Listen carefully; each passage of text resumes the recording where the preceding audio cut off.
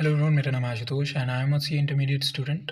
I've recently given my attempt in January 2026 और ये video बनाने का पर्पज़ ये है कि आपको आप देखो CA इंटरमीडिएट में जो है या फिर CA के जो कोर्स में है ऑब्वियसली अभी टेक्नोलॉजी इतनी अपडेट हो चुकी है. We are using chat GPT other AI platforms on a regular basis क्योंकि हमारे डाउट्स होते हैं तो रियल केस स्टडीज़ वो हमारे सामने प्रेजेंट कर देता है तो हम आसानी से चीज़ों को समझ पाते हैं.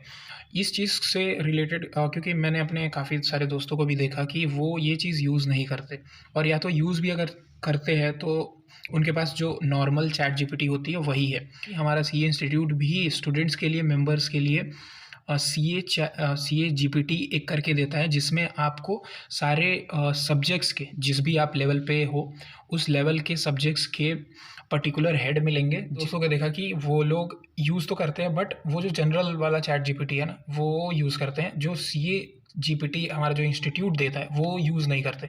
तो आई थिंक कि ये वीडियो बनाने का यही पर्पज़ है कि अगर आप नहीं अगर यूज़ करते हो तो भाई वेल एंड गुड. अदरवाइज़ अगर नहीं यूज़ करते तो ये चीज़ यूज़ करना स्टार्ट करो क्योंकि सीए जीपीटी फिर स्पेसिफिक हो जाता है ना कि आपको कौन से एरिया का क्वेश्चन पूछना है, कौन से एरिया का चीज़ जानना है, एग्ज़ाम से रिलेटेड चीज़ जाननी है.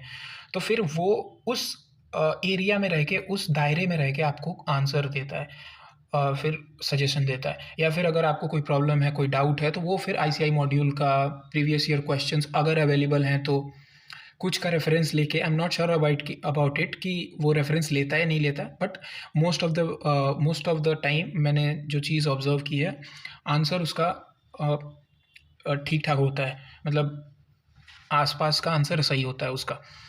कभी कभी तो पूरा ही करेक्ट बताता है, कभी कभी जैसे कॉम्प्लेक्स सोल्यूशन हो गए, जैसे फाइनेंशियल मैनेजमेंट के आप डालोगे तो उसमें थोड़ा सा उसमें दिक्कत आ जाती है. तो कैलकुलेशन पार्ट पे थोड़ा सा डिफरेंस आ सकता है but when it comes to theory और अगर थोड़ा सा इजी कैलकुलेशन है तो वो चीज़ें आपको काफ़ी मदद करती हैं. तो लेट मी टेल यू कि आप कैसे इसको यूज़ कर सकते हो. ठीक है, यहाँ पे आप सी ए जी पी टी आप गूगल पे सर्च करना, ये चीज़ आएगी आपके सामने. सी ए जी पी टी करके एक वेबसाइट खुलेगी. यहाँ पे आप स्टूडेंट हो तो स्टूडेंट में आ जाओ, मेंबर हो तो मेंबर में आ जाओ. यहाँ पे अपना रजिस्ट्रेशन जो रजिस्ट्रेशन नंबर हमें मिलता है वो डालना. फिर यहाँ पे date of birth I think पूछेगा, उसके बाद वो डालना. यहाँ पे आप किस लेवल पे हो, इंटरमीडिएट में हो, फाइनल में हो या फिर फाउंडेशन में. लॉगिन पे क्लिक करोगे तो ये आपको उस हिसाब से, जैसे फाउंडेशन में हो तो आपको 4 सब्जेक्ट दे देगा, इंटरमीडिएट में हो तो 6 सब्जेक्ट दे देगा. और उसको आप जब टैप करोगे तो वो सीधा चैट जीपीटी में ओपन होगा. मैं आपको करके दिखाता हूँ. ठीक है, अब देखो ये है, यहाँ पे है, ये रहा चैट जीपीटी. ठीक है, अब यहाँ पे देखो मैंने इसको ऐड करा हुआ है. जब आप उसको ऐड करोगे, यहाँ पे ऐड करने का ऑप्शन रहेगा. तो जैसे आप उस पर सब्जेक्ट पे क्लिक करोगे तो यहाँ पे आपको रीडायरेक्ट कर लेगा. इसको आप चैट जीपीटी में ऐड कर लेना. तो यहाँ पे देखो मैंने ऐड करके रखा है taxation, auditing and ethics, corporate and other law, advance accounting, cost management और फाइनेंशियल मैनेजमेंट और स्ट्रैटेजिक मैनेजमेंट. ठीक है, तो यहाँ पे आप इसके जैसे क्वेश्चन को पूछना है तो सीए आप सीधे आप टैप करोगे तो इधर देखो आपको दिखेगा taxation official ICI GPT of taxation subject of intermediate level. यहाँ पे जो भी क्वेश्चन आपको पूछोगे वो एक स्पेसिफिक दायरे में रह के आपको आंसर देगा. और ये चीज़ फिर आपकी डाउट भी क्लियरली सॉल्व होंगे और आपको ऑथेंटिसिटी का प्रॉब्लम नहीं रहेगा कि यार ये आंसर सही है कि नहीं है. और ऐसा नहीं है कि ये 100% करेक्ट ही देगा बट रिलायबिलिटी बढ़ जाती है ना, क्योंकि इंस्टीट्यूट ने इस चीज़ को उस तरीके से क्यूरेट किया है ताकि हेल्पफुल रहे इंस्टीट्यूट के बच्चों के लिए या फिर मेंबर्स के लिए. ठीक है, तो यहाँ पे देख सकते हो, यहाँ पे लिखा हुआ है official ICI GPT of taxation subject of intermediate level. अभी रिसेंटली मैं ये देख रहा था, एक क्वेश्चन था जिसमें मैं जनवरी 2026 में टैक्सेशन में एक टाइम ऑफ सप्लाई का क्वेश्चन था जिसमें एडवांस का डेट दिया था, जिसमें पेमेंट का मोड दिया था, आरसीएम में क्वेश्चन था, सप्लाई ऑफ सर्विस का क्वेश्चन था. अब इसमें मैं कंफ्यूज इसलिए हुआ पड़ा था क्योंकि जब मैं एग्ज़ाम के बाहर निकला था तो कुछ लोग डिस्कस कर रहे थे कि यार मेरा तो 5 मिनट में हो गया बट मेरे को 20 मिनट लग गए, इसमें 20-25 मिनट लग गए थे. क्योंकि इसके अगर आप देखोगे तो 4 केसेस बन जाएंगे. मतलब एडवांस का अलग अलग डेट से, फिर ज़ीरो मतलब ये 5 सितंबर से कैलकुलेट करोगे तो 2 केस बनेंगे, एक एडवांस का और एक पेमेंट का. फिर 15/9/2025 को लेके कंसीडर करोगे कि इनवॉइस इस दिन रेज हुई है तो उससे 60 दिन देखोगे. फिर डेट ऑफ पेमेंट देखोगे तो वो चीज़ का अर्लियर देखोगे. यहाँ पे 4 केस बनते. स्टार्टिंग में मेरे को भी रिकॉल हो नहीं रहा था कि यार ये क्वेश्चन बनेगा कैसे. बट मैंने एक एमसीक्यू किया हुआ था, वहाँ से वो स्ट्राइक हुआ कि अच्छा ये चीज़ ऐसे होगी, तो वो चीज़ मैंने करी, तो वहाँ पे कन्फ्यूजन अराइज़ हो रहा था। तो इसलिए मैं अभी इसी से चैटजीपीटी से कन्फर्म कर रहा था कि क्या मैं सही था, कि मतलब जो एडवांसेस होते हैं और जो जैसे मान लो एडवांस आपने दिया, फिर बाकी जो रिमेनिंग पेमेंट है वो आपने बाद में किया, तो जो एडवांस होता है और पेमेंट होता है उन दोनों का अलग अलग आपको टाइम ऑफ सप्लाई कर कैलकुलेट करके चलना पड़ता है। तो वही चीज़ है यहाँ पे, देखोगे आप, तो वही मैंने चीज़ पूछा है कि मैंने सही किया है कि गलत किया है। पहले तो मैंने क्वेरी गलत डाला था कि मतलब मैंने डेट लिख दिया था, तो यहाँ पे मैंने फिर उसको करेक्ट दिया कि no no I mean that advance I have calculated time of supply, कि सेपरेटली मैंने कैलकुलेट किया है।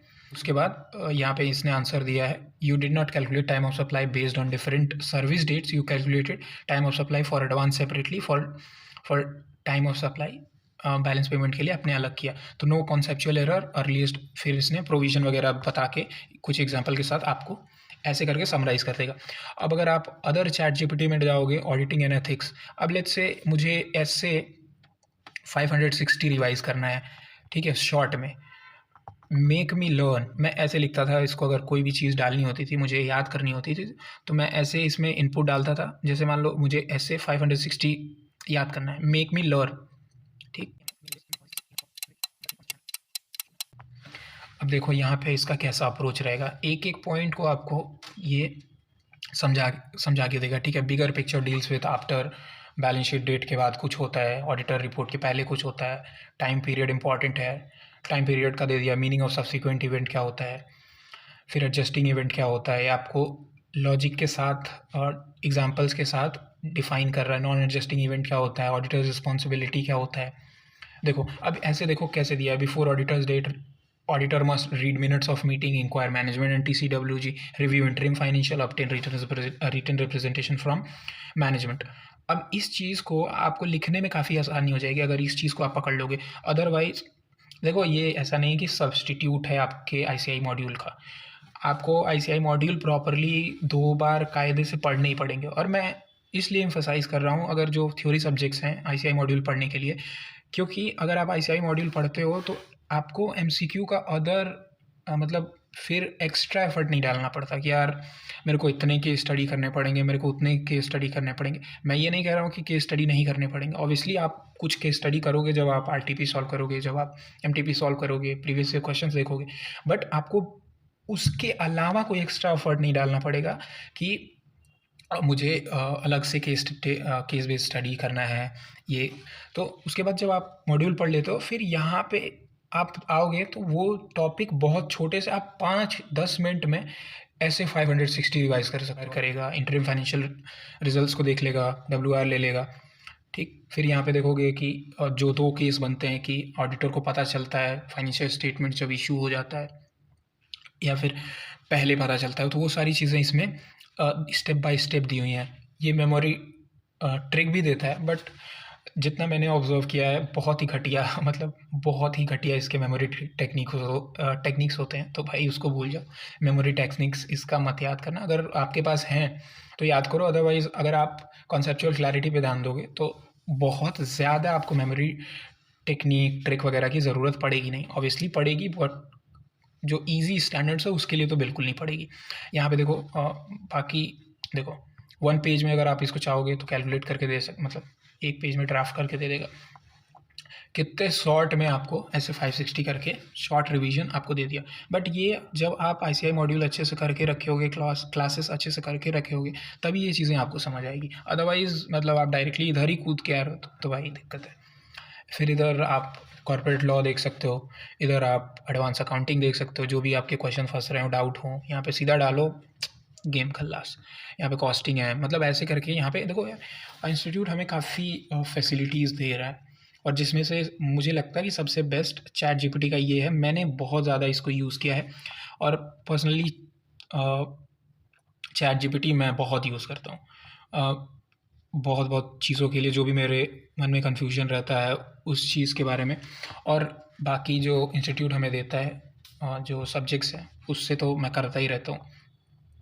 तो इधर भी क्वेश्चंस देखो, मैं पुराना अपना चैट जीपीटी का वो दिखाता हूँ। Where there is unexhausted basic limit there is long term. यहाँ पे एक एमसीक्यू मैंने गलत किया था, तो उसके रिगार्डिंग एक क्वेश्चन मैंने पूछा था, तो उसने पूरा कैलकुलेट करके दिया था। ठीक है, ऐसे करके आप मतलब आप इंक्वायर कर सकते हो। तो आप सी जीपीटी को यूज़ करना स्टार्ट करो अगर आप नहीं करते हो तो, क्योंकि आप जब नॉर्मल चैट जीपीटी से पूछते हो तो उसमें काफ़ी रॉ डेटा होती है, जहाँ से भी वो रैंकिंग डेटा आपको मिलेगी वो उठा के दे देगा, बट इसमें रेलेवेंट चीज़ें ज़्यादा मिलेंगी। ठीक है, अगर आप यूज़ नहीं करते थे अभी तक तो प्लीज़ स्टार्ट करो यूज़ करना इसको, और स्पेशली थ्योरी सब्जेक्ट्स के लिए तो भाई मज़ेदार चीज़ है। मैं बता रहा हूँ, आपको कोई कॉन्सेप्ट नहीं समझ रहा, कॉन्सेप्चुअल क्लैरिटी आपको देगा, एग्जाम्पल के साथ बताएगा। तो बस यही एक छोटा सा वीडियो था जिसके बारे में आपको बताना था कि अगर आप यूज़ नहीं करते तो यूज़ करना स्टार्ट करो। टिल देन बाय बाय, मिलते हैं अगले वीडियो में।